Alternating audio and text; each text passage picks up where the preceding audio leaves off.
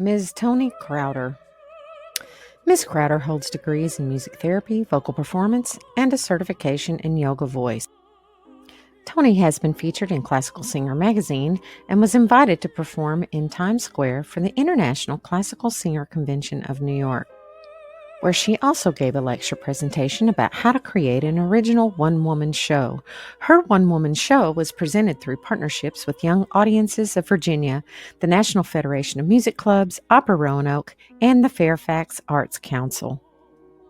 She has sung with Ranana Orchestra, the Albany Symphony, the Mid-Atlantic Wind Symphony, the Lynchburg Symphony, the Rappahannock Pops Orchestra, Old Bridge Chamber Orchestra, Georgetown University Chamber Orchestra, as well as Opera Fest of New Hampshire. Ms. Crowder combined her training and background as a certified yoga voice instructor, music educator, and music therapist to create an award-winning vocal studio. Toni's most recent performances have been in Italy with performances at the Villa Contarini Monselice, Basilica di Santa Maria Assunta in Bagno di Romagna, and the Chiesa di San Martino in Este.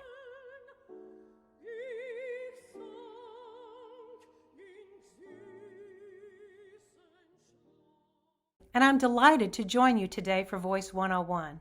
I bet you've heard the famous quote, "Give me 6 hours to chop down a tree, and I'll spend the first 4 sharpening my axe." Now I bet you're wondering, what does a dirty old axe have to do with singing? Well, actually, it's a great metaphor. You see, you could be the strongest lumberjack in the forest, but if your blade isn't sharp, you're going to have a hard time chopping down that tree. As a singer, you can spend hours chopping away, learning pitches, rhythms, words, dynamics. But if you haven't leveraged your breath, everything else is going to be more challenging. So, how do we sharpen our breath for singing?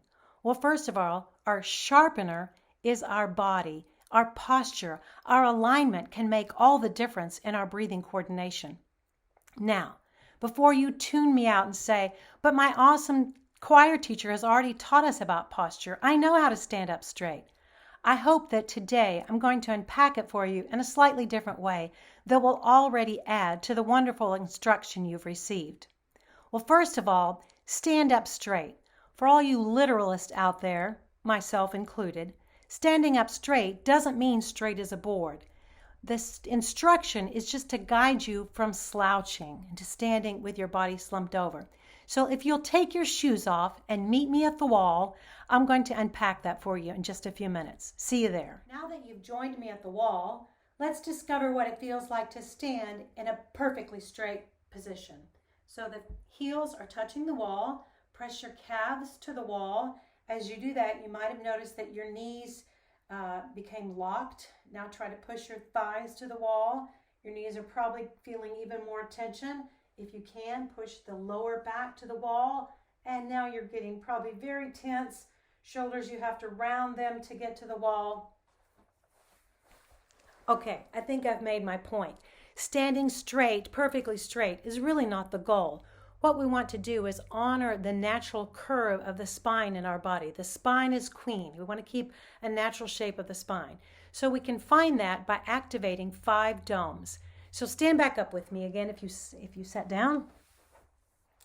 And we don't want to stand with our feet wide apart like we're going to play football, or we don't want to be scared and timid. We want to stand with our feet facing straight ahead and the number 11, about hip width apart. And you can find hip width by rocking back and forth gently a little bit, placing your hands together into 2 fists, and then just bringing your fist to the floor, and you'll discover they should fit right between your feet if you're about hip width apart. To activate the dome or the arches in our feet, we're going to first feel what it feels like to have our feet really flat into the floor. And then we're going to lift from the toes, activating our toes, spreading our toes wide from the big toe to the pinky toe. And you'll notice that as you do that, the activation of your arches. So lower them again. Place one hand on your belly, one hand on the back side. And now as you raise your toes, notice what happens to your heels. Notice the difference as you raise You probably felt as if your weight was shifting more to the heels as you activate and lift your toes. Lift your toes. Also, when you do this, you'll feel a slight tuck and engagement of the lower abdominal muscles and a slight tilt of your buttocks. So let's do that again. Lift your toes. Great. The second dome that we want to address is the perineum, and it's found between the genitals and the anus, and it's a muscle that you want to feel. You're just gently lifting as if you're lifting a little rag or a towel, lifting up, and that will actually happen when you activate the arches in your feet. So this time, pay attention as you lift your toes. You're going to feel a shifting to your a shift of weight to your heels. You'll feel a slight tuck and a lift of the abdominal muscles, a slight tuck of the butt, and then also see if you can feel the perineum gently rise in between your legs. So let's lift and engage our toes. And do it one more time. See if you can find that position. Very good. Now, the next dome that we want to address is the dome of the diaphragm. It sits below the lungs, and we want to allow the diaphragm to move freely up and down during inhalation and exhalation. So you want to feel that the rib cage can expand in and out with freedom. If you're going this way, it's kind of harder to do. So you want to allow the rib cage the freedom to float in and out. The next dome that we're going to address is the dome of the soft palate. You can find your soft palate by rubbing your tongue from the front of your mouth to the back, and when you reach the area that's soft, voila, you've arrived at your soft palate. The next dome that we want to address is the crown of the skull. Did you know that the average head weighs about 11 pounds? That's more than a newborn baby. And we're carrying all that weight around on some small vertebrae in our spine and our neck. So it's really important for the proper functioning of the breath to have your head in the right position, neither tucked nor extended. We can kind of think of it as a garden hose. Imagine you're out in the summer and the garden hose gets kinked up. The water doesn't flow as freely. When we unkink the hose, the water flows more freely. The same thing with our body. When we activate and engage these domes, we'll find that the air functions in a more efficient manner. Now, the next thing we're going to do is we're going to be reaching our arms up over a door frame. So I'm going to meet you again in just a few minutes. So go find a door frame or a closet or any place in your house where you can reach up overhead. I'll see you there. Now that you've found your door frame or closet frame, let's make sure it's the right height for you.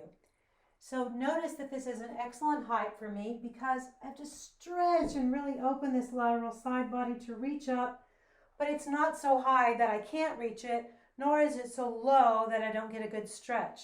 So when I put both hands over the door frame, I really stretch and pull up. I'm going to raise and elevate my arches. My butt will tuck under a little bit, and as I slide down, you'll see my shoulders will lower.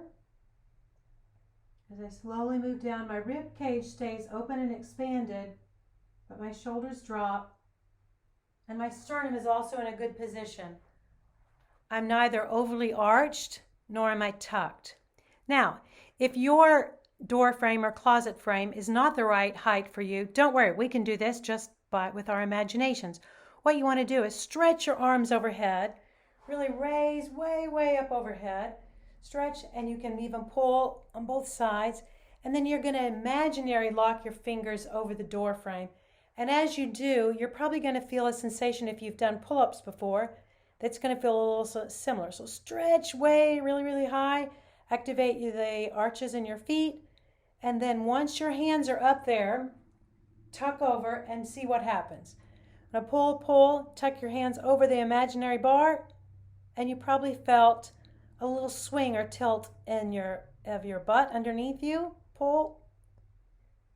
And then lower your arms, lower. Your shoulders will come down, but your rib cage will feel expanded. And now you're most likely feeling comfortably tall, not straight as a board, but comfortably tall, which is the whole goal of the expression to stand up straight.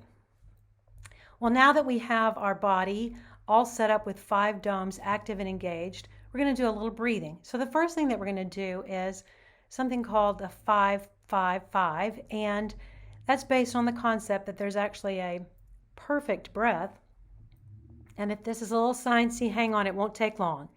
But the idea is that we inhale for 5.5 seconds, exhale for 5.5 seconds, 5.5 times per minute to consume 5.5 liters of air. Now we're not going to worry about the 0.5, that's a little tricky, and it's just an average.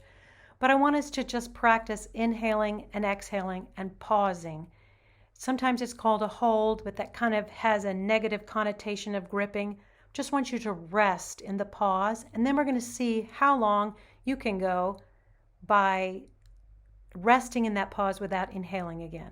So let's just practice. I'll get my phone, and you can do this on your own. I'm going to put it on the timer. And I'll use my fingers to show the 5 seconds of inhalation, 5 seconds of exhalation, and then 5 seconds just resting and enjoying what it feels like to not need to breathe or need to exhale, just rest in the pause. So here we go, and inhale, exhale, pause. Inhale, exhale, and pause.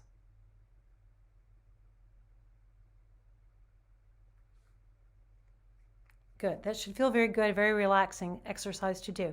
Now let's time how long you can stay in the pause before you feel breath hunger. Breath hunger is that little twinge in your stomach or a thought in your head, I need to breathe. Please don't pass out on me. Just listen to your own body. It's not a test, just a little game to see how long you can suspend your breath. So watch the number because we're going to do a little humming in a minute and see if we can change your score. So here we go. I'll guide you through 5 seconds of inhalation, 5 seconds of exhalation, and then don't breathe. When you need to breathe, notice the number on the clock. Here we go. Inhale, 2, 3, 4, 5. Exhale, get ready to suspend your breath and don't breathe. Here we go.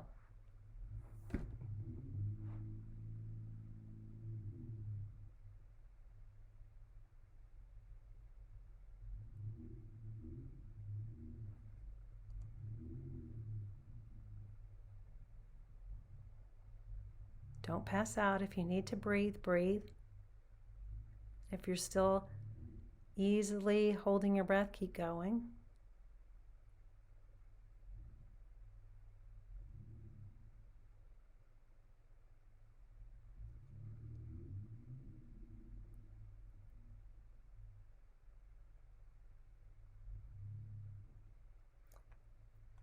And if I cut you off, good for you. You've got a good long breath hold. Okay, now we're going to try another proper alignment. And we've done some nice, easy breathing. It's time to phonate. Actually, we're going to be humming.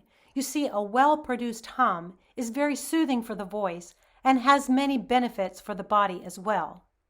We're going to inhale using a 5-second inhalation while we maintain the 5 domes in the body. And guess what? We're going to be humming a 5-tone scale. To produce the hum, we want to find a little buzzy place right here in our third eye. Relax your shoulders, engage the domes, and then just feel a gentle lift in the palate, a little cold air, like on an ah. Ah, ah.